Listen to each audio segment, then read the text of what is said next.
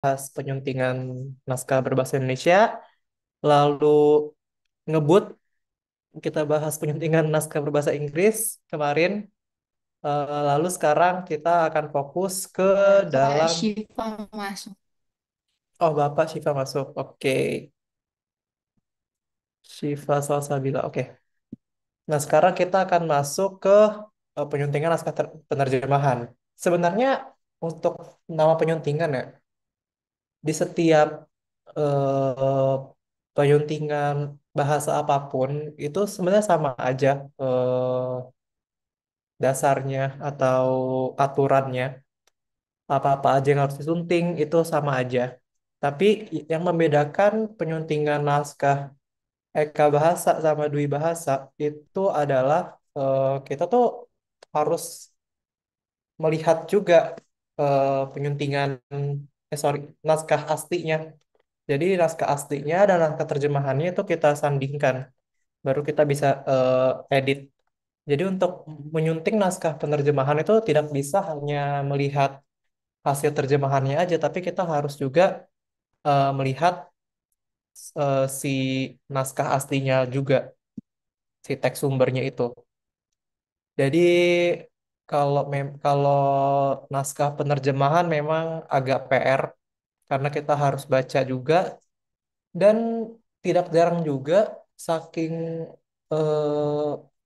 absurdnya terjemahannya kita tuh jadi menerjemahkan ulang. Jadi kerja dua kali kita nerjemahin dan juga editing. Nah itu terjadi ketika eh, si penerjemah ini mungkin dirasa kurang kompeten dalam menerjemahkan teks. Misal dia disuruh menerjemahkan teks bidang ekonomi, sedangkan dia tidak riset dulu sebelumnya, jadi banyak istilah-istilah yang miss. Nah itu kan bermasalah ya penerjemahannya. Jadi kita editing pun, editor, para penyunting juga harus memperhatikan hal itu. Jadi apakah istilah-istilah yang digunakan penerjemah sudah sesuai eh, dengan apa namanya dengan apa yang diminta oleh klien dan sebagainya. Oke, ini PowerPoint saya sudah terlihat atau belum? Sudah Bapak. Ya, Pak. Oke, sudah ya. Oke. Jadi hari ini kita akan bahas penyuntingan naskah penerjemahan.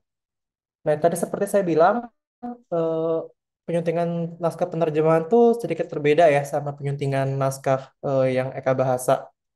Karena penyunting naskah terjemahan tentunya mengalami kesulitan tertentu dalam menangani naskah. Karena seorang penyunting naskah terjemahan itu tidak bisa berkonsultasi langsung kepada pengarang atau penulisnya di luar negeri. Karena kan misal kita mau menyunting hasil terjemahan teks berbahasa Inggris ke bahasa Indonesia. Kalau misalnya kita tadi penyuntingan yang satu bahasa aja, kita kan bisa konsultasi ya sama penulis aslinya karena masih di negara yang sama, bahkan bisa di kota yang sama, di pulau yang sama. Tapi kalau misalnya naskah penerjemahan, kita kalau mau konsultasi ke penulis seperti apa kan susah ya, karena perbedaan negara, lalu perbedaan waktu juga. Jadi andai kata nih penulisnya masih hidup, konsultasi pun tetap sulit dilakukan karena jarak jauh dan waktu yang tidak sesuai ya. Apalagi kita di timur, penulis aslinya di barat. Kalau kita teks yang dari Amerika itu kan pagi dan siang kita dan mereka kan berbeda. Nah itu mau yang masih hidup. Konon yang udah meninggal penulisnya. Kadang kan kita nerjemahin buku yang penulisnya udah meninggal tuh. Andai kata penulisnya udah meninggal, kemungkinan berkonsultasi jadi tadinya susah, jadi semakin tertutup gitu. Nah, bagaimana penyunting dalam mengatasi hal-hal ini? Jadi untuk solusinya para penyunting naskah terjemahan karena kita tidak bisa konsultasi dengan penulis naskah aslinya, kita tuh yang bisa tempuh adalah yang pertama menghubungi penerjemah naskah untuk berkonsultasi. Jadi bukan berkonsultasi dengan penulis aslinya, melainkan kita berkonsultasi ke si penerjemahnya. Jadi kita menghubungi penerjemah naskah untuk berkonsultasi. Terus, tapi untuk yang pertama ini dianggap kurang efektif dan efisien ya, karena lebih efektif eh, menggunakan cara kedua, yaitu mengadakan pengecekan secara langsung ke dalam buku aslinya. Jadi kurang efektif kenapa? Pertama, editor itu kan ada waktunya. Mereka ada tenggang waktu. Sama seperti penerjemah, kalau misalnya di industri itu dikasih deadline-nya kapan gitu. Nah, editor juga. Dan editor itu yang seperti saya pernah bilang di pertemuan-pertemuan awal bahwa editor itu deadline-nya, tenggang waktunya itu lebih singkat dibandingkan menerjemahkan. Jadi untuk berkonsultasi ke penerjemah itu dirasa kurang efektif dan efisien karena tadi kendala waktu kah, atau bisa jadi si penerjemahnya ini sulit dihubungi, jadi eh, susah untuk berkomunikasi. Makanya yang lebih efektif itu adalah cara kedua, yaitu dia membandingkan secara langsung naskah terjemahan dengan buku aslinya. Karena biasanya untuk editor, penerjemah itu kalau dari pengalaman saya, eh, draft yang dikasih ke editor itu tuh draft yang masih di tabel gitu loh, yang tabel TSU, TSA. Nah, itu kita kasih ke editor. Jadi bukan hanya hasil terjemahannya aja, tapi TSU-nya juga editor bisa lihat. Makanya itu lebih efektif dan efisien. Jadi editor tuh bisa membandingkan apakah terjemahannya sudah benar atau enggak. Nah, karena hal tersebut, tentunya untuk menjadi seorang editor penerjemahan itu sama seperti skill yang dimiliki harus sama seperti yang dimiliki oleh penerjemah. Artinya paling tidak penyunting naskah terjemahan itu mengerti lah atau memahami bahasa teks sumber atau teks sasarannya. Karena em, sudah selayaknya penyunting naskah terjemahan itu mengerti dan memahami bahasa teks sumber. Misal kalau kita kan Dispro ya pasti berbahasa Inggris. Nah, eh, penting sekali bahwa penyunting itu harus memahami eh, bahasa Inggris itu dan menguasai ya, bukan memahami aja tapi lebih ke menguasai. Jadi eh, jika penyunting pasca penerjemahan tuh menguasai nih, ibaratnya memahami bahasa Inggris, jadi kan kita sebagai penyunting tahu nih ada kalimat yang salah atau tidak tepat jika kita mengerti dan memahami bahasa aslinya atau bahasa terjemahannya atau bahasa sasarannya. Jika nggak ngerti, kalau kita nggak ngerti, tentu kita sebagai penyunting tidak akan tahu apakah kalimat itu sudah diterjemahkan dengan benar atau enggak. Jadi dengan demikian sangat jelas bahwa penyunting terjemahan itu harus menguasai bahasa sumbernya dan bahasa sasarannya. Jadi tidak hanya bahasa sumbernya, tapi juga bahasa sasarannya. Ya, either bahasa sumbernya itu Inggris, bahasa sasaran Indonesia, atau sebaliknya. Karena memang namanya penerjemahan ke bahasa Indonesia atau dari bahasa Indonesia, pastinya tentu kita harus menguasai ejaan dan tata bahasa bahasa Indonesia. Karena itu kan memang ya namanya penerjemahan di bahasa kita, pasti kita harus menguasai bahasa Indonesia. Tapi kita juga harus menguasai tata baca dan ejaan di bahasa yang akan kita terjemahkan atau yang akan kita terjemahkan gitu. Jadi berbeda ya sama penyuntingan Eka bahasa yang kemarin yang cuma satu bahasa. Kalau yang ini dia harus menguasai dua bahasa sekaligus supaya tahu apakah penerjemahannya sudah betul atau masih ada yang berantakan atau ada istilah-istilah yang miss atau terlewatkan gitu. Oke, sampai sini belum ada pertanyaan ya? Atau ada yang ada yang ingin bertanya? Pak, maaf, eh, saya rindu hadir, Pak. Tadi maaf kendala Oh, jaringan. kita mau tanya. Oke, Rindu hadir. Makasih, Pak. Sama-sama. Syifa juga, Pak. Ya, Shiva udah Udah. saya hadirkan. Suruh saya Em, hadirkan nggak? maaf, saya juga, Pak. Nur Oh, Afifah Nur Dawati, maaf. Afifah. Oke, it's okay. Aura juga, Pak. Oh, Aura juga. Berarti semuanya hadir ya? Mantul. Oke, ada pertanyaan sejauh ini so far? Jadi intinya lah ya, intinya adalah tadi penyunting penerjemahan itu karena tidak bisa konsultasi langsung ke penulis aslinya, dia disarankan untuk either itu berkonsultasi dengan si penerjemah atau dia langsung compare bahasa teks sumber dan teks kesarannya. Lalu untuk penyunting naskah penerjemah itu harus menguasai bahasa sumber dan sasaran dengan baik. Jadi kalau bahasa sumbernya bahasa Inggris, dia harus menguasai bahasa Inggris.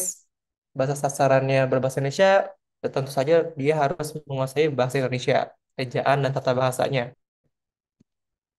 Lalu selanjutnya untuk penyunting naskah penerjemahan itu ada prinsip ya. Jadi ada beberapa prinsip yang perlu diketahui seorang penyunting naskah terjemahan yang berlaku dalam dunia penerjemahan. Pertama, terjemahan yang baik adalah terjemahan yang tidak terasa sebagai terjemahan. Ini sepertinya 11-12 ya sama prinsip penerjemah bahwa kita saat kita menerjemah sesuatu, kita akan memastikan bahwa teks terjemahan atau teks yang kita terjemahkan itu tidak terasa kaku, tidak terasa itu adalah teks terjemahan. Jika terjemahan itu masih terasa sebagai terjemahan, maka terjemahan itu belum dapat dikatakan sebagai terjemahan yang baik. Sebaliknya, jika terjemahan itu terasa seperti bukan terjemahan, melainkan seperti tulisan asli, maka terjemahan itu dapat dikatakan baik gitu. Jadi peran penerjemahan ini cukup penting di sini, krusial ya. Karena kalau misalnya penerjemahan itu terasa kaku, itu tugas penyunting justru jadi double gitu. Jadi nerjemahin juga, editing juga. Nah, itu makanya untuk penerjemah dan penyunting itu, penerjemah itu diusahakan harus penerjemah yang memang sesuai yang menguasai bidang yang dia terjemahkan. Misal kalau terjemahan tentang bidang ekonomi, harus juga menguasai istilah-istilah di ekonomi. Begitu juga dengan IT dan kesehatan, barangkali seperti itu. Terus prinsip kedua yaitu kalau dalam menerjemahkan itu tidak berlaku hukum 1 banding 1. Artinya tidak berlaku ya kalau kayak satu kata bahasa asing harus satu kata pula dalam bahasa Indonesia. Nah itu kan kalian udah belajar juga ya selama ini di mata kuliah penerjemahan bahwa kalau yang satu 1 banding 1 itu namanya word for word kan, metode kata per kata. Nah itu tidak disarankan. Jadi memang untuk penerjemahan itu bisa aja satu kata itu em, pasti terjemahkan jadi 2 kata atau kebalikannya 2 kata jadi 1 kata. Dan dalam dalam bahasa Inggris misal satu kata bahasa Inggris itu bisa aja memiliki makna yang beragam di bahasa Indonesia. Seperti kata rice, misal itu bisa aja gabah, bisa padi, bisa beras, bisa nasi. Jadi tidak teplak bahwa rice itu harus nasi terjemahannya. Bisa juga beras, tergantung konteks kan. Jadi ada kalanya satu kata dalam bahasa Inggris itu dapat diterjemahkan menjadi beberapa kata dalam bahasa Indonesia. Seperti tadi misal kayak rice tadi ya. Atau mungkin ya ya kata-kata seperti eh, miss gitu, ada yang berarti nona, ada yang berarti kangen, ada yang berarti terlewatkan. Nah, itu kan banyak. Nah, itu kita juga bisa harus mengetahui konteksnya juga. Jadi seperti itu prinsipnya adalah pokoknya penyunting itu buat bagaimanapun caranya teks hasil terjemahan ini tidak terasa seperti hasil terjemahan gitu. Dan juga harus diketahui bahwa satu kata itu mengandung beberapa makna. Jadi tidak ada tuh hukum 1 banding 1. Seperti itu. Lalu untuk urgensinya nih, kepentingannya. Sebenarnya untuk buku penerjemahan itu penting atau enggak sih?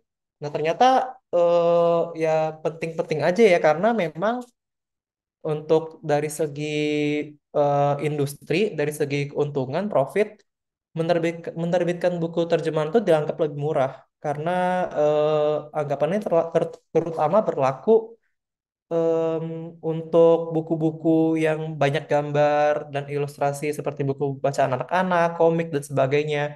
Kalian kan juga pasti kalau berkunjung di toko buku gitu ya, pasti buku bahasa Inggris tuh lebih mahal daripada buku terjemahannya karena memang secara finansial buku penerjemahan tuh dirasa lebih murah.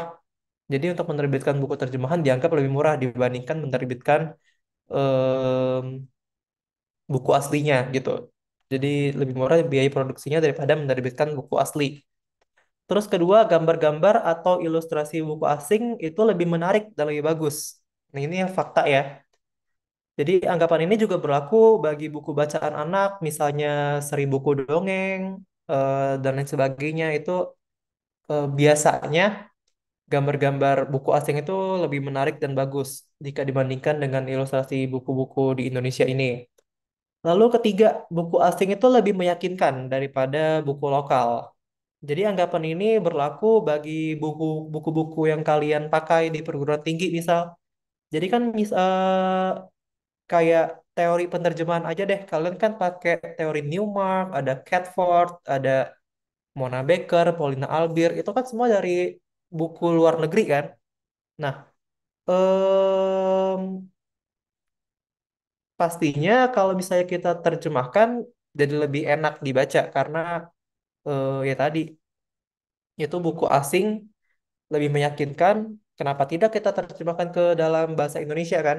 Jadi memang eh, karena memang banyak pakar-pakar dan penulis itu mengutip pendapat atau teori dari buku-buku asing kayak kalian juga lah kayak Newmark, Catford itu kan pasti mengutip dari buku-buku asing. Jadi secara nggak langsung memang buku asing itu lebih meyakinkan daripada buku lokal. Seperti itu. Jadi seperti itu. Jadi untuk yang keempat, em, kenapa perlu diterjemahkan? Karena memang buku yang terjemahkan belum ada di Indonesia. Oleh karena itu buku itu perlu diindonesiakan. Seperti misal buku-buku yang kurang kurang apa ya kurang berkembang di Indonesia dan akan berkembang seperti buku-buku tentang AI itu kan kalau di luar negeri udah cukup develop ya cukup berkembang tapi kalau di Indonesia ini masih ibaratnya masih sedikit yang membahas tentang AI. Nah itu penting sekali, urgensinya itu sangat tinggi untuk menerjemahkan buku-buku tersebut. Jadi seperti itu, eh, kepentingan buku penerjemahan tuh di buku itu diterjemahkan di empat ini karena memang tadi dianggap murah, lalu ilustrasinya dianggap lebih bagus, lalu buku asing itu lebih meyakinkan dan tadi banyak buku-buku yang penting itu belum ada di Indonesia. Jadi jangan jangan jangan apa ya namanya, jangan berkecil hati kayak ini kayaknya untuk prospek kerja penerjemah atau penyuntingan ini sedikit gitu ya. Ternyata banyak karena memang penting sekali dalam menerjemahkan buku. Apalagi kalau dibandingkan penulis lokal dan penulis luar negeri kan pasti banyak penulis luar negeri kan dan banyak buku-buku yang bagus yang ada di luar negeri. Nah itu kalau kalian mau terjemahkan itu boleh-boleh aja seperti itu. Jadi em, selanjutnya sebelum penerbit itu menerbitkan buku terjemahan itu tuh ada beberapa langkah yang perlu ditempuh oleh si penerbit itu. Pertama, dia tuh harus mengurus atau meminta atau membeli hak terjemahan para penerbit asli di luar negeri. Kedua, dia tuh mencari penerjemah yang cocok untuk buku itu. Ketiga, dia menyunting hasil terjemahan. Jadi pertama dan yang paling penting adalah buku yang akan diterjemahkan ke bahasa Indonesia itu harus mendapat izin dari penerbit aslinya di luar negeri. Karena kalau tidak, terjemahan itu kelak jadinya bajakan. Statusnya jadi bajakan karena nggak ada dapat izin dari penerbit aslinya. Jadi penting sekali bahwa kalau sebelum menerjemahkan buku asing itu Kalau memang sifatnya untuk dikomersilkan ya, itu tuh harus mendapatkan izin dari penerbit aslinya yang ada di luar negeri. Meminta hak terjemahan ini juga perlu dilakukan agar tidak terjadi perang di pasar. Karena gini, kasusnya, misal kamu mau menerjemahkan novel A gitu. Terus tapi kamu nggak ada izin, nggak ada ngomong-ngomong apa-apa, tiba-tiba kamu udah mulai nerjemahin di rumah.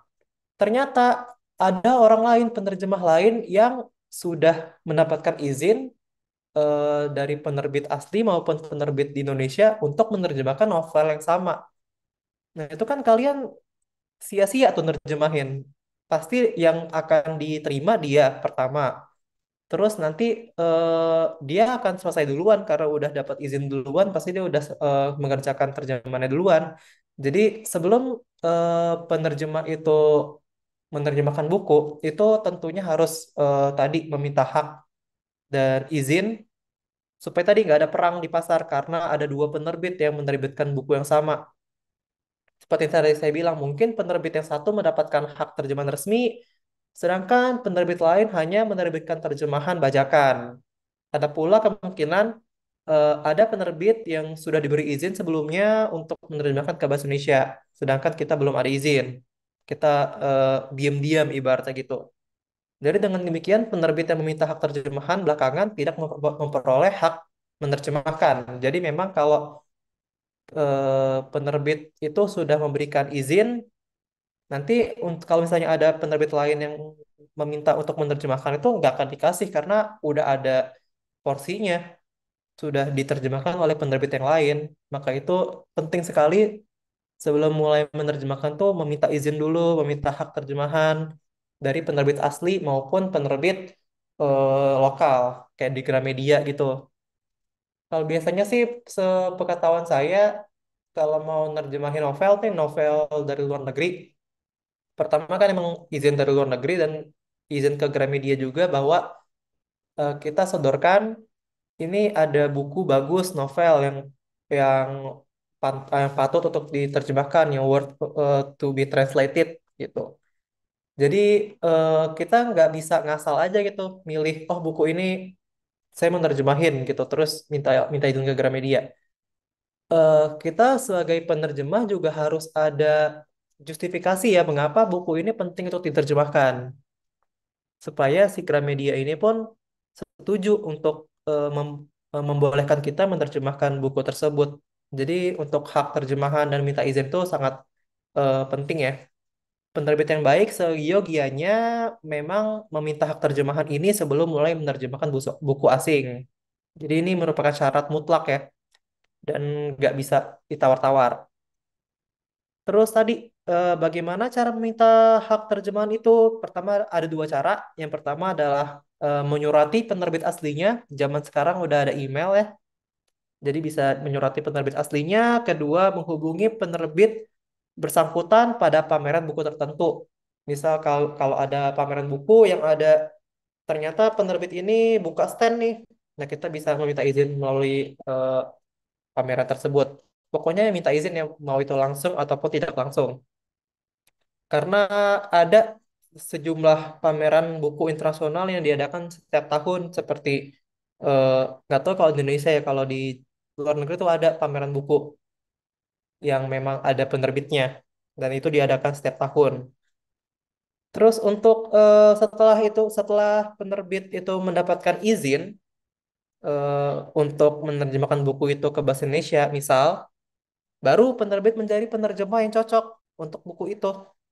Jadi eh, setelah dapat izin nih penerbit bahwa buku ini sudah dapat izin untuk diterjemahkan. Langkah selanjutnya adalah penerbit ini mencari penerjemah yang cocok untuk menerjemahkan buku yang akan diterjemahkan. Ya, soalnya seseorang yang menguasai bahasa sumber, misal bahasa Inggris aja, kita kita menguasai bahasa Inggris, itu nggak bisa ngejamin bahwa orang itu bisa menerjemahkan buku itu ke dalam bahasa Indonesia. Karena ya tadi harus sesuai bidangnya. Kalau memang tidak sesuai bidangnya, kalau kita kan bidang bahasa ya kita nggak belajar ekonomi, kita nggak belajar IT, terus gimana caranya kita bisa terpilih? yaitu kita banyak-banyak baca, banyak-banyak riset tentang em, teks-teks bidang tertentu. Jadi sekiranya kita nggak perlu menguasai, tapi at least memahami istilah-istilah buku-buku yang mungkin akan diterjemahkan seperti buku ekonomi. Jika buku itu merupakan buku ilmu ekonomi dari bahasa Inggris, maka penerjemah tentu harus menguasai ilmu ekonomi yang di dalam bahasa Inggris. Ya seperti itu. Jadi memang penerjemah itu bisa dikatakan multi multi apa ya? Multi bidang. Jadi tidak tidak konstan pekerjaannya karena kita dituntut untuk banyak baca, banyak riset dan lain sebagainya. Apalagi bahasa itu merupakan sesuatu yang berkembang. Kayak kemarin kita bahas bahwa apa namanya? Day aja yang tadinya plural bisa jadi singular dan lain sebagainya. Nah, itu kan namanya bahasa itu berkembang. Makanya kita tuh penerjemah, penyunting itu tuh harus banget banyak riset, banyak baca supaya nggak ketinggalan zaman ibaratnya. Bahasa kita tetap menggunakan bahasa modern English dan lalu juga apa namanya bisa sesuai dengan bahasa di zaman sekarang gitu.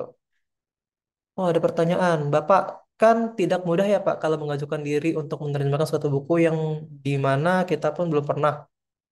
Ada cara nggak sih Pak buat narik perhatian gitu atau memang harus tunjukkan sertifikasi? Oke, caranya pertama, sertifikasi yaitu adalah syarat, bukan syarat, sorry. Itu adalah penunjang juga sih sertifikasi. Tapi kan untuk sertifikasi itu tidak disertakan ya bahwa kita menerjemahkan teks apa. Kita memang cuma menerjemahin naskah umum biasa. Caranya adalah kalian bikin portofolio aja, bikin portofolio. Misal kalian comot teks ekonomi gitu, terus kalian terjemahin. Nah itu bisa kalian jadikan portofolio untuk kalian ajukan ke penerbit bahwa kita tuh eh, bisa loh menerjemahin teks-teks di bidang ya let's say IT gitu. Juga perbanyak perbanyak ngambil-ngambil freelance karena kan freelance itu banyak ya yang banyak penerjemahan freelance yang tidak ada apa namanya tidak memerlukan persetujuan publisher atau apa gitu. Jadi memang kalau misalnya dapat project freelance menerjemahkan teks yang bidang yang lain yang tidak kita ketahui itu justru bagus untuk menambah portofolio kita. Jadi memang tadi ya untuk caranya yaitu perbanyak portofolio, perbanyak ya pengalaman supaya penerbit itu pun yakin bahwa kita bisa menerjemahkan buku tersebut. Begitu. Terjawab Pak, nggak, Gary? Oh iya, Aura. kan berarti yang mengurusi segala hak kayak terjemahan itu ke luar negeri itu eh, antara penerbit kan Pak, bukan si penerjemah. Misalkan aku mau nerjemahin suatu buku, berarti buku dari luar negeri, berarti Aura itu harus ngelapor ke penerbit Aura dulu, baru penerbit Aura ini Ya, minta izin ke yang luar negeri itu. iya, Bukan, betul.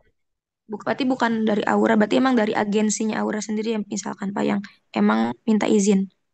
Kalau kamu ya ada agensi, ya tentunya harus melalui agensi. Karena memang kalau misalnya kayak freelance gitu cukup sulit ya, karena kan kita mau nggak mau pas kita nerjemahin kita juga harus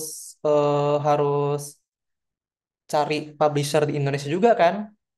Kalau enggak ya masa kita mau cetak sendiri gitu. Nah, tidak cuma agensi aja tapi kita juga harus berkoordinasi dengan publisher kita nanti. Karena agensi dengan publisher tuh beda ya. Kalau publisher tuh mungkin kayak Gramedia, kalau agensi itu kayak kalau saya waktu itu kerja di Wordsmith gitu. Nah, itu berbeda. Agensi itu cuma ya menyediakan penerjemah, publisher ya untuk menerbitkan eh, teks terjemahan. Jadi untuk kita sebagai penerjemah ya bekerja sama dengan agensi maupun publisher. Jadi kita eh, kita tanyakan dulu ke publisher, ini teksnya bisa diterjemahkan, layak diterjemahkan, baru nanti publisher yang ngurus hak dan lain segala macam. Karena kalau kita sendiri yang ngurus hak, nanti ternyata di publisher luar negeri udah dapat izin nih. Ternyata di bahasa Indonesia, di publisher bahasa Indonesia, sorry, publisher Indonesia itu tidak setuju bahwa buku ini nggak mau dicetak karena dianggap nggak penting lah, tidak layak. Nah itu makanya harus berkoordinasi dengan publisher lokal dulu, baru nanti publisher lokalnya yang surat menyurat dengan Oke, publisher baik, yang Kak. luar negeri. Terima kasih. Oh, Aura mau minta pendapat dari Bapak. Kalau misalkan seberapa susahnya sih ya hubungan, maksudnya untuk menghubungin gitu ya, karena kan pasti itu harus ada tektokan yang benar-benar entah itu si dari pihak Indonesianya yang memang udah terkenal dengan takutnya kalau hmm, misalkan baru maaf kayak baru si penerbit ini tuh belum terlalu terkenal itu akan susah banget kan kalau misalkan kita mau minta hak tersebut gitu kayak lu siapa ibarat kata kayak gitu kan Pak maaf banget ini gitu tapi menurut Bapak susah nggak sih untuk meminta hak itu gitu karena Aura pun baru tahu juga gitu kalau misalkan kita tuh harus minta hak gitu dikirain memang udah ada kerjasama dulu nih di antara hmm. keduanya gitu. Em, Sejujurnya sih saya memang belum pernah ngurus hak-hak seperti itu ya, karena memang itu kan urusan ranah yang di atas, bukan ranah penerjemahnya. Tapi kalau logikanya sih ya, penerbit luar kenapa nggak kasih izin? Kan kalau misalnya misal kita publisher Indonesia minta izin bahwa bukunya diterjemahkan, itu kan juga bisa memperluas branding si publisher luar ini kan, memperluas apa namanya, popularitas si publisher luar ini ke dalam negara kita, negara Indonesia. Jadi secara profit, secara keuntungan itu mereka juga untung. Jadi eh saya rasa tidak ada alasan yang khusus em, bahwa si publisher ini akan menolak mentah-mentah tawaran si publisher Indonesia, karena tadi dari segi branding, dari segi popularitas, dari segi apapun itu finansial, keuntungan kan juga pasti em, akan ada keuntungan yang diperoleh dari publisher aslinya. Jadi memang mungkin kendalanya adalah ya tadi untuk surat menyurat, tentang waktu, lalu em, eh, penerjemahnya nanti seperti apa. Nah, itu kan nanti juga diskusi dan dengan publisher luar. Tapi kan nanti itu solusinya diambil dari publisher Indonesia sendiri, bahwa dia tuh meyakinkan bahwa kita memiliki penerjemah yang kompeten yang memang berpengalaman di bidangnya. Tapi untuk masalah finansial, masalah popularitas, saya rasa publisher publisher luar itu tidak em, tidak ada alasan mengapa harus menolak tawaran untuk menerjemahkan bukunya gitu sih. Oke baik Pak terima kasih. Oke, Pak, seberapa besar pengaruh preferensi penerbit, gaya bahasa, diksi dalam keputusan akhir editing? Apakah penyunting bebas berkreasi atau harus mengikuti gaya penerbit? Ini sesuai berhubungan dengan pembahasan kita di minggu keberapa gitu ya, bahwa penyunting itu tidak sebebas itu. Penyunting itu juga harus mengikuti gaya bahasa si penerbit. Jadi memang kecuali freelance tadi ya, tapi kalau misalnya memang tadi agensi di bawah penerbit, apalagi kita menyunting atau menerjemahkan teks terjemahan, itu juga harus mengikuti gaya bahasa si penerbit itu. Misal kalau kita mau menerjemahkan novel, let's say novel em, remaja gitu ya, teen lit yang memang bahasanya itu sangat simple, sangat banyak eh, peribahasa, idiom dan lain sebagainya yang memang digunakan di di apa namanya di eh ya orang-orang remaja gitu, anak-anak remaja. Tentunya kita nggak akan nerjemahin dengan bahasa yang formal, dengan bahasa yang lack of idiom. Tentunya kita juga harus memainkan kata juga kan menyesuaikan gaya bahasa sehingga target pembacanya pun em, tercapai gitu sesuai bahwa kita target pembacanya adalah anak-anak remaja. Kita nggak menyasar nenek-nenek kan untuk membaca novel remaja seperti itu. Jadi penyunting dan penerjemah itu juga harus memperhatikan gaya bahasa. Jadi gaya bahasa itu kalau dibilang penting ya penting dan berpengaruh seberpengaruh itu. Kita juga kalau misalnya baca novel remaja kalau bahasanya kaku kan juga tidak tidak enak dibaca kan. Dan itu juga mungkin akan mengalami kerugian besar untuk penerbit karena bukunya nggak laku karena testimoni dari orang-orang bahwa buku ini tidak seperti buku asli melainkan sangat terasa seperti terjemahannya. Maka dari itu harus mengikuti gaya bahasa untuk keputusan akhir editing dan tadi ya harus mengikuti aturan-aturan gaya selingkung yang ada di penerbit kita penerbit kita.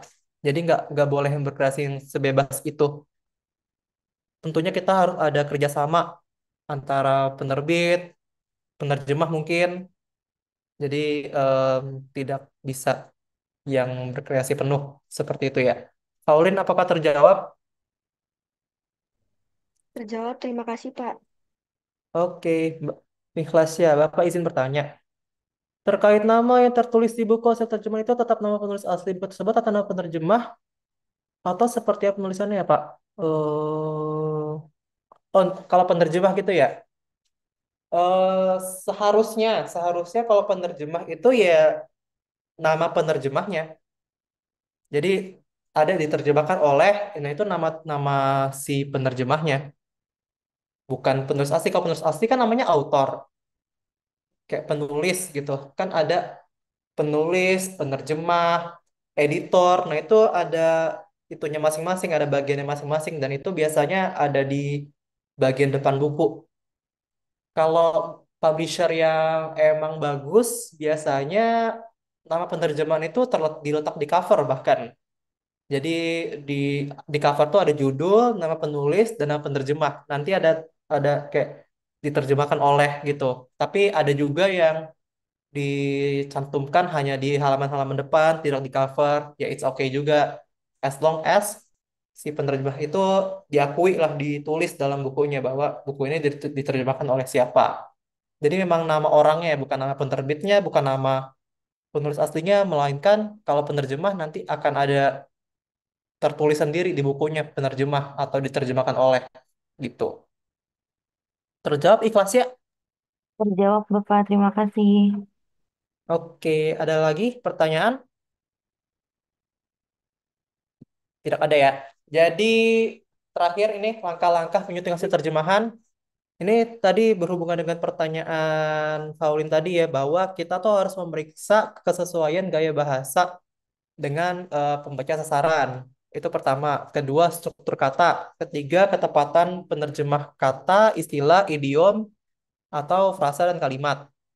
Lalu kelima yaitu tanda baca, ejaan, dan tata bahasa. Kalau yang saya pahami bahwa kalau kayak gaya bahasa itu, misal nih, kayak tadi ya novel, teen lead, pastinya tentunya pakai gaya bahasa yang gaul, yang penuh idiom, tidak tidak kaku gitu. Sama seperti kayak gaya bahasa teks iklan, misal kayak produk kecantikan, itu kan lebih persuasif, lebih pasti dia kan target pasarnya kalau skincare itu cewek-cewek gitu. Pasti pakai bahasa yang feminim, pakai bahasa kayak glowing lah atau apapun itu.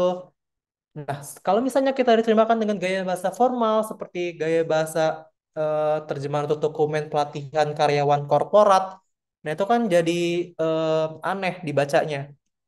Maka dari itu gaya bahasa itu penting sehingga eh, diterima di pembaca sasaran gitu.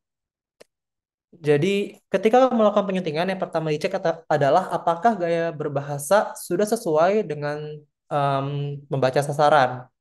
Karena ya tujuan penerjemahan itu satu kan agar teks dapat dimengerti oleh si pembacanya.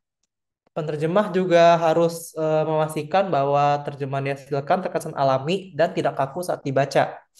Makanya itu penting terjemahan itu dibaca oleh penyunting sama penerjemah lain, memastikan bahwa susunan kalimat dan penggunaan kata sudah sesuai dengan keinginan klien dan pembaca sasaran. Jadi harus dipastikan gaya bahasanya itu sesuai. Lalu untuk struktur kalimat yang kedua, struktur kalimat dan konsistensi konsistensi istilah yang digunakan dalam teks terjemahan itu harus disesuaikan dengan tuntutan klien.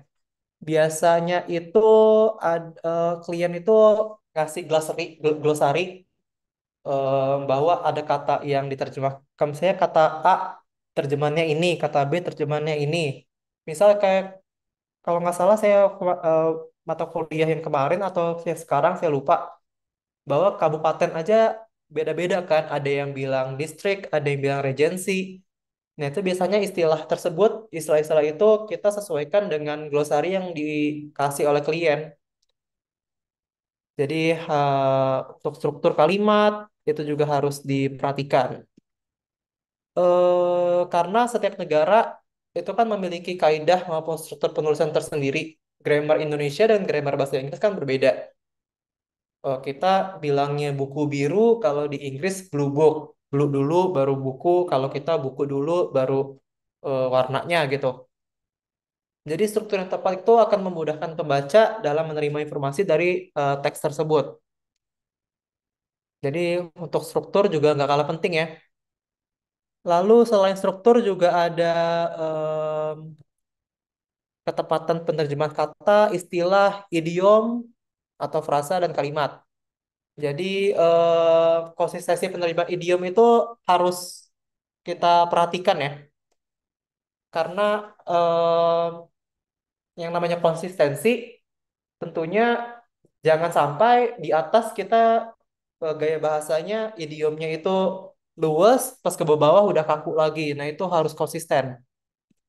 Jadi tidak kalah penting dalam ketepatan penerjemahan kata istilah bla bla bla itu tidak kalah penting dalam proses penyuntingan karena akan berkaitan langsung dengan arti dari kata maupun istilah yang diterjemahkan. Misal jika ada istilah atau kesalahan dalam penerjemahan idiom atau lebih fatal lagi ada kesalahan di level kata, maka kan hasil terjemahan juga pasti akan berubah kan. Itu akan mengubah isi terjemahan secara keseluruhan. Oleh sebab itu, penerjemah dan penyunting, dua-duanya nih, harus bekerja dengan sangat hati-hati, teliti, dan tidak terburu-buru. Ya, contohnya kata like aja kan bisa bisa berarti suka, bisa juga seperti gitu. Jadi disesuaikan dengan konteks dan harus konsisten gitu. Terakhir, yang tak kalah penting yaitu tanda baca, ejaan, dan tata bahasa. Ini sebenarnya tugas proofreading ya, yang tanda baca, ejaan, tata bahasa itu lebih ke proofread, eh ya tanda baca kayak titik dan lain sebagainya. Jadi harus sangat teliti penggunaan koma, penggunaan titik koma, dan apa ya namanya untuk namanya penerjemahan kan tidak selalu satu kalimat dalam bahasa sasaran, dalam bahasa sumber itu diterjemahkan menjadi satu kalimat juga dalam bahasa sasaran. Bisa juga kita terjemahannya satu kalimat itu jadi dua kalimat. Nah, itu kan biasanya nih karena tadinya satu kalimat jadi dua kalimat, si penerjemah ini lupa taruh titik atau lupa jadi koma. Eh, Makanya itu harus diperhatikan juga untuk tanda baca, ejaan, tata bahasa. Jadi memang selain penerjemahan Eka bahasa, satu bahasa, penerjemah dui bahasa juga harus memperhatikan tanda baca, ejaan, dan tata bahasanya. Seperti itu. Jadi ini ya untuk penerjemahan. Ya kurang lebih sama lah sama penerjemahan Eka bahasa. Cuma tadi ditambah kita harus membaca teks sumbernya juga dan menyesuaikan apakah terjemahannya betul atau salah. Seperti itu. Ada pertanyaan? Di Zoom ada pertanyaan nggak? Oh, nggak ada. Aman ya? Paham sampai sini? Hmm. Jadi untuk teori penyuntingan sebenarnya sama aja, cuma tadi untuk penerjemahan itu cuma nambah eh, yang dicek tuh nambah, yaitu harus ngecek juga teks sumbernya. Ini coba saya share screen.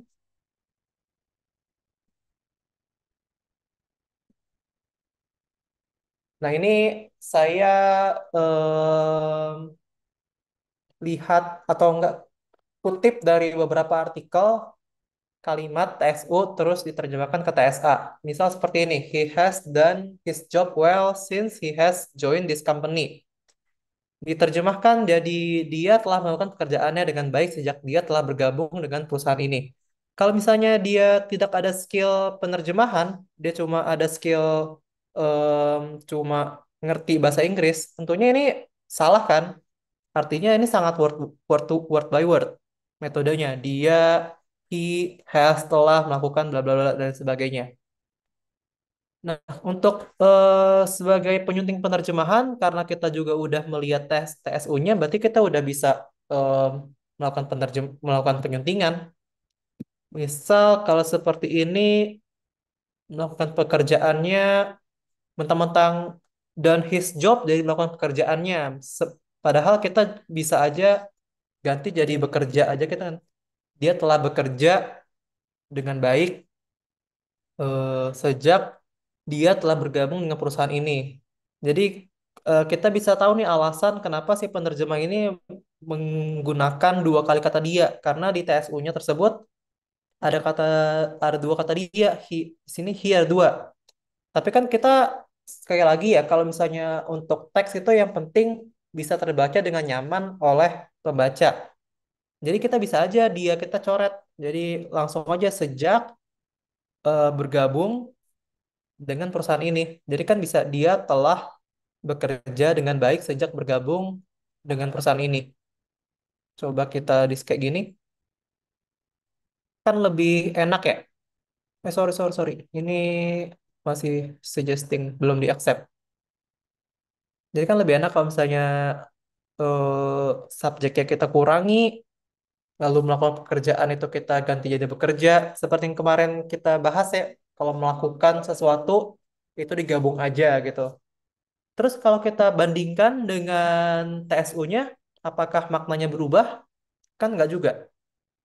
Kayak dia dan his job telah bekerja itu memiliki makna yang sama. Since he has joined the company, sejak bergabung dengan perusahaan ini juga tidak ada makna yang terlewatkan. Jadi ini untuk menyunting terjemahan udah sesuai, dibilang sudah sesuai. Coba yang nomor dua, kira-kira apa yang bisa apa yang bisa diedit? Customers are very happy with the service they received from our team. Pelanggan sangat senang dengan servis yang mereka terima dari tim kami. Coba Mungkin ada kata, ya, kata servisnya bisa diganti ke pelayanan nggak, Pak? Atau nggak bisa? boleh pelayanan gitu ya. Mungkin bukan pelayanan tapi layanan aja kali ya, biar lebih Ah, iya, singkat. layanan. Gak usah pakai pe-nya. Iya. Jadi karena kita udah ada padanannya servis itu layanan. Nah, terus biasanya kalau kalian belanja Shopee gitu kan, eh apakah ratingnya itu tergantung kesenangan atau apa? Kepuasan. Kepuasan, betul. Jadi lebih tepatnya betul sekali ya pelanggan sangat puas. Jadi senang ini bisa kita ganti jadi puas.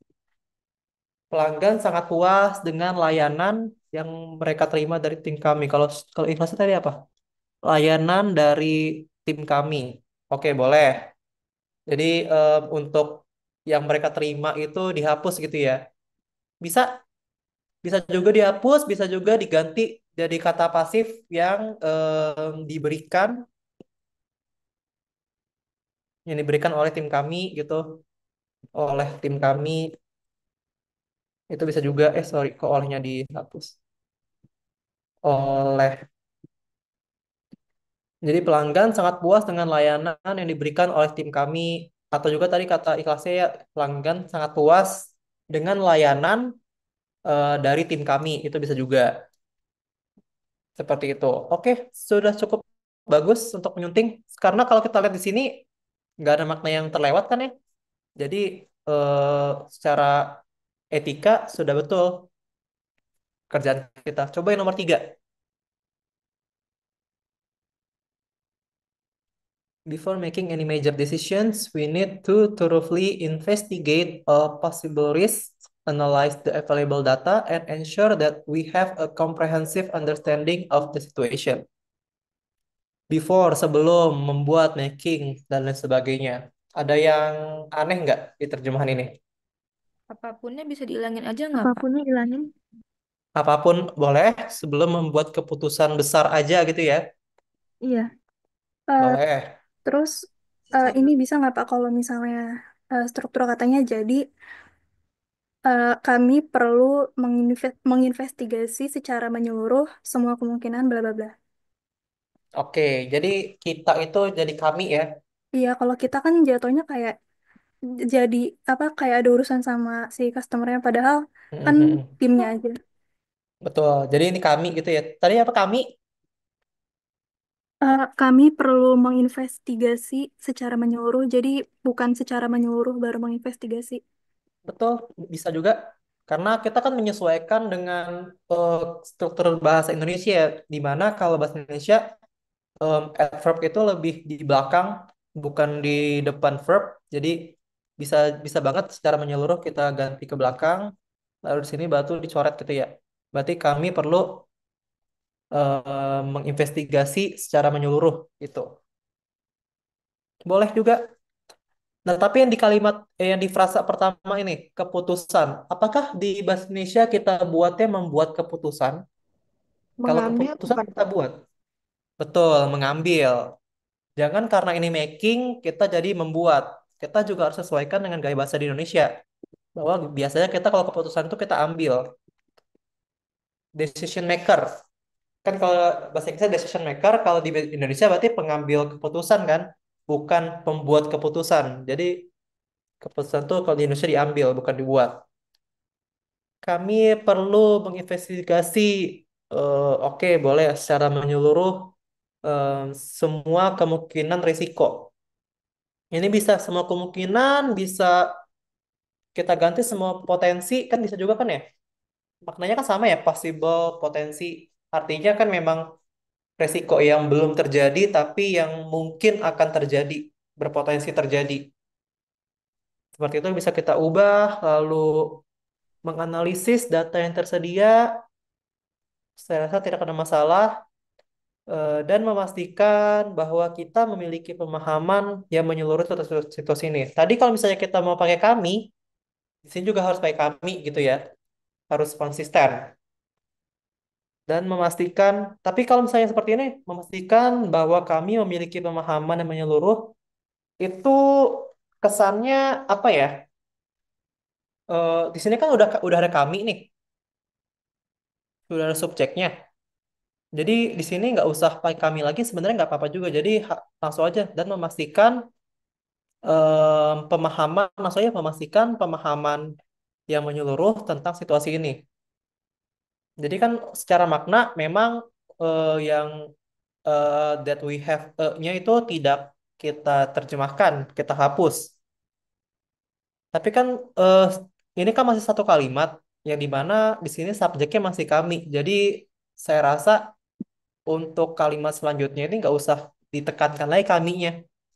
Bahwa kan misal kalau kita baca kami perlu menginvestigasi secara menyeluruh semua potensi risiko, menganalisis data yang tersedia, dan memastikan pemahaman yang menyeluruh tentang situasi ini. Dan itu masih berterima. Comprehensive understanding, pemahaman yang menyeluruh. Seperti itu. Nah, terus yang keempat ini agak mendayu-dayu ya, karena ini iklan gitu. Hey there, beauty enthusiast. Ready to unlock your skin's true potential ketika diterjemahkan menggunakan Google Translate. Siap untuk membuka potensi kulit Anda yang sebenarnya. Nah, ini apa nih? Membuka potensi kulit. Emang kulit ini ada potensi gitu atau gimana?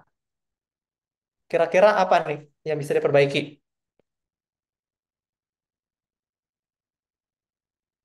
Kalau siap tampil dengan kulit glowing maksimal, bisa nggak, Pak? Siap tampil gitu ya. To unlock your skin through potential apa tadi? Tampil, siap tampil. Siap tampil Eh, dengan kulit glowing. boleh juga sih siap tampil dengan kulit glowingmu gitu ya. Siap tampil dengan eh tapi ini kan skin through potential ya. Jadi kayak kalau kalau saya tangkapnya sih sifat alami si kulit itu kan kita punya potensi ini yang emang ada di kulitnya. Berarti kan ada harusnya Kalau apa gimana ya ngomongnya siap tampil dengan kulit aslimu, Pak. kulit Hyperrepresentation siap kalau kulit kulit asli. asli apakah kulit asli itu Hmm, adalah frasa yang sering digunakan? Mungkin bisa diganti pakai skin barrier nggak Pak? Jadi mungkin siap untuk periksa skin barrier kamu atau siap untuk cek skin barrier kamu atau Anda. Anda ya pakai. Siap Tapi di untuk sini kan periksa skin unlock barrier. gitu ya. Ibaratnya kita mau mengeluarkan, bukan ngecek. Ah, Jadi bukan ngecek. Mungkin bisa siap tampil dengan kilau alami kulitmu. Bisa seperti itu nggak sih? Ada alaminya kan? Ada skin stroke. Kan tampil kilau. Jadi kan supaya lebih persuasif bahwa kulit kita tuh sebenarnya berkilau loh.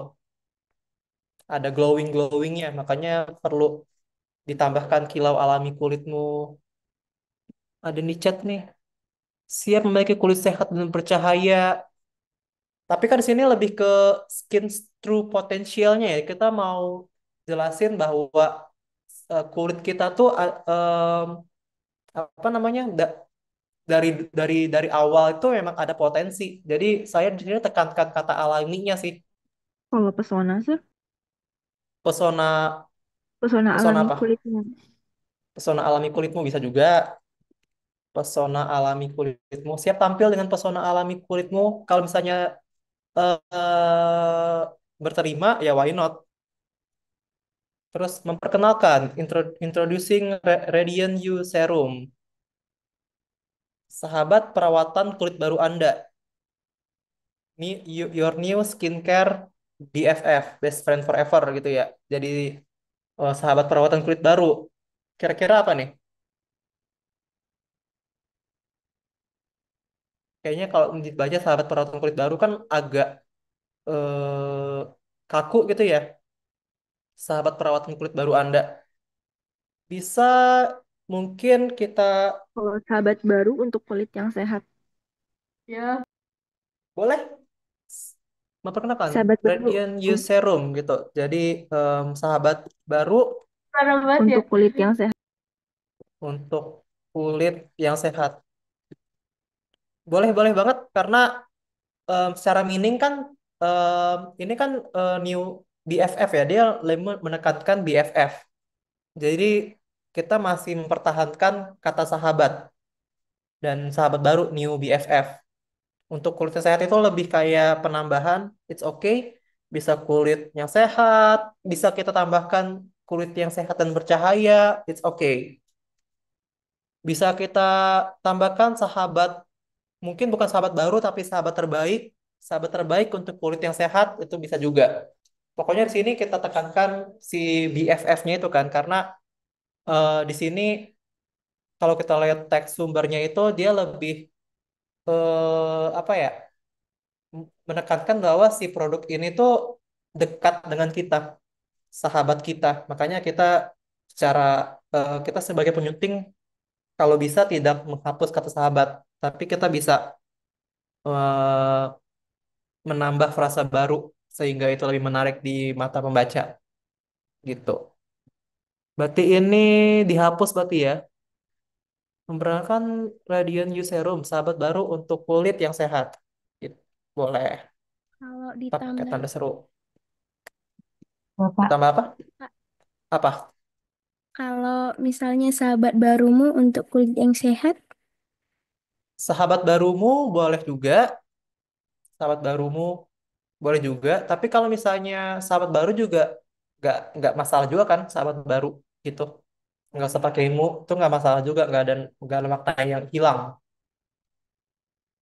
Tapi untuk kamu sahabat barumu bisa juga boleh. Ikhlasnya tadi mau ngomong, kalau memperkenalkannya jadi perkenalkan aja bisa nggak Pak? perkenalkan boleh. Jadi lebih singkat gitu ya. Kalau memperkenalkan lebih ke talk show gitu ya, memperkenalkan Ariana Grande gitu. Kayak perkenalkan lebih ke iklan, boleh boleh banget. Atau mau disingkat lagi jadi kenalkan, itu bisa juga. Perkenalkan jadi kenalkan. Yang pokoknya kan introducing kan. iya, As long kayaknya as perkenalkan deh. maknanya perkenalkan ya lebih cocok ya. Iya. Oke, perkenalkan as long as maknanya tuh tidak jauh, itu it's okay. Radiant You Serum, sahabat barumu untuk kulit yang sehat. Terus packed with nature's best goodies, this serum will have you glowing like never before. Diperkaya dengan bahan-bahan terbaik dari alam, serum ini akan membuat Anda berseri-seri seperti sebelumnya. Berseri-seri senah.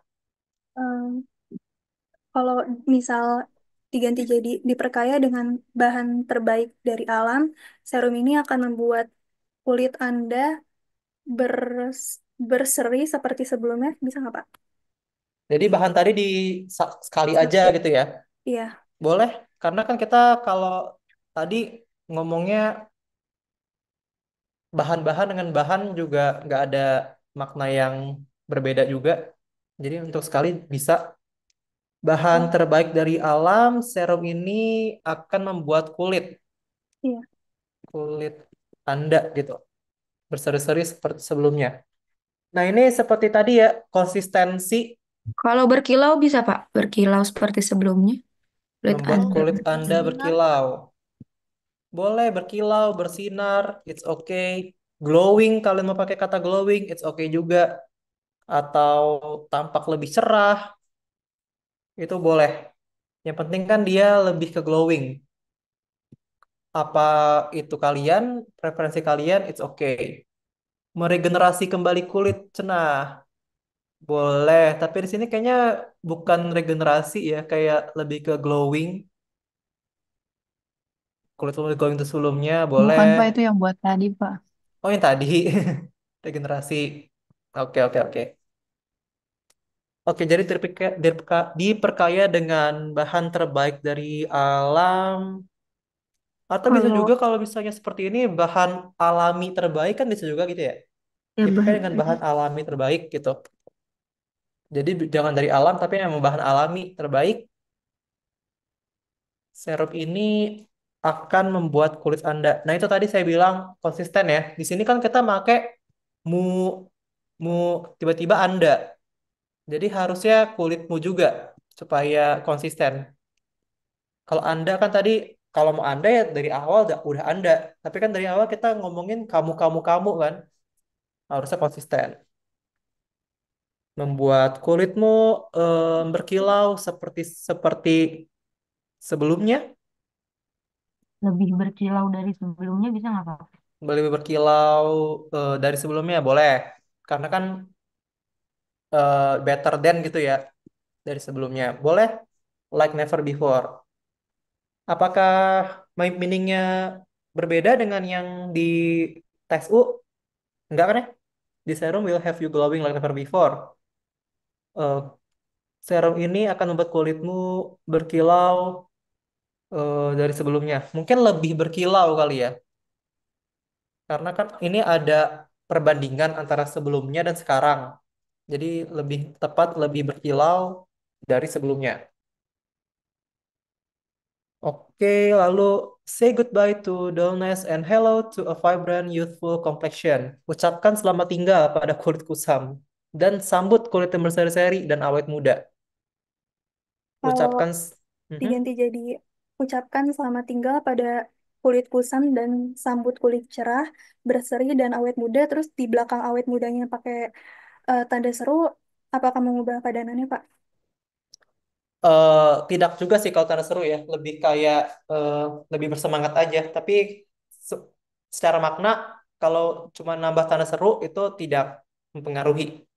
Tadi gimana ucapan selamat tinggal pada kulit kusam dan sambut kulit yang Sambut kulit yang cerah, berseri dan awet muda. oh jadi banyak cerah, Berseri berseri gitu, dan koma awet muda. lagi dan awet muda. Ya. Ucapkan boleh ucapkan selamat tinggal pada kulit kusam karena kan ini ditekankan dullness ya kulit kusam dan sambut kulit yang cerah, berseri dan awet muda. Boleh? Kalau Kalau mau gimana? kalau misalnya sambut kulit cerah yang berseri dan awet muda. Sambut kulit cerah yang berseri. Cerah dan berseri kan selevel ya. Artinya dia adjektif dari si kulit itu kan. Kenapa harus dipisah kulit cerah yang berseri? Jadi Ke di dipadanin disamain aja cerah, berseri dan awet muda digabung gitu. Sir, kalau Gimana? kalau sambut kulit alamimu yang berkilau gimana, Sir? Soalnya di atas udah berkilau kayaknya Oh gitu. enak nggak? Konsisten gitu menurut Sambut saya. kulit Bisa berarti nggak, yang Sir? berkilau. Mungkin jangan berseri jadi berkilau gitu ya, cerah, berkilau gitu. Tapi kalau kamu bilang kulit alami, di sini kan nggak ada kata-kata alaminya gitu kan ya. Alaminya. Jadi Iya. saya rasa ini nggak penting ya kalau alami. Jadi seperti ini saya sudah cukup mewakilkan ucapan selamat tinggal pada kulit kusam dan sambut kulit yang cerah, berkilau dan awet muda. Itu sudah betul. Jangan menunggu, jangan menunggu atau don't wait. Tunggu apa Kulit lagi bisa nggak, Pak? boleh, tunggu apa lagi? Jangan Karena kan tunggu ini terus. jangan tunggu lagi. Itu lebih kaku ya, jangan tunggu lagi. Hmm. Tunggu apa lagi itu lebih berterima kali ya. Tunggu apa lagi? Karena ini lebih ke menjual serum itu kan. Jadi karena kalimat terakhir juga grab yours now and shine on. Jadi memang dia jualan. Tunggu apa lagi? Seperti tadi harus konsisten ya. Kalau mu atau Iya. kulitmu layak mendapatkan yang terbaik. Kira-kira berterima nggak? Your skin deserves the best. Mungkin kalau di Indonesia bisa kita tambahkan mendapatkan perawatan yang terbaik gitu ya. Jadi tunggu apa lagi? Kulitmu layak, boleh lah, layak atau pantas, boleh apapun mendapatkan perawatan terbaik. Dapatkan milik Anda sekarang. Grab yours now. Mentang-mentang yours jadi milik Anda. Kira-kira apa tuh?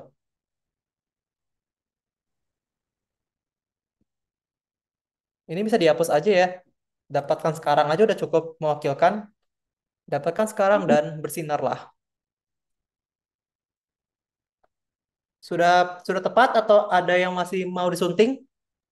Kalau dapatkannya diganti jadi miliki gitu bisa nggak sih, Pak? Miliki sekarang.